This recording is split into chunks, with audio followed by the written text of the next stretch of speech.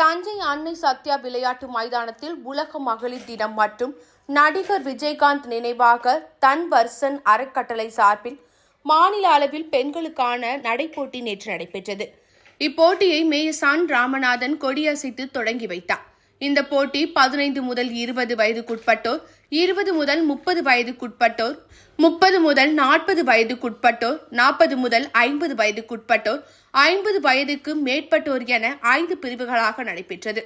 இதில் தஞ்சை மாவட்டம் மட்டுமின்றி பல்வேறு மாவட்டங்களைச் சேர்ந்த ஏராளமான பெண்கள் ஆர்வத்துடன் கலந்து கொண்டனர்.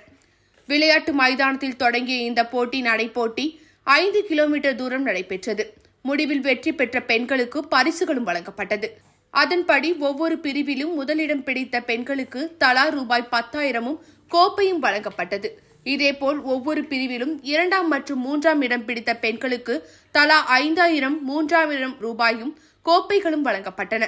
மேலும் ஒவ்வொரு பிரிவிலும் ஆறுதல் பரிசாக தலா 10 பேர்களுக்கு தலா ரூபாய் 200 வழங்கப்பட்டது. மேலும் கலந்து கொண்ட அனைத்து பெண்களுக்கும் புடவை மற்றும் சான்றிதழ் வழங்கப்பட்டன.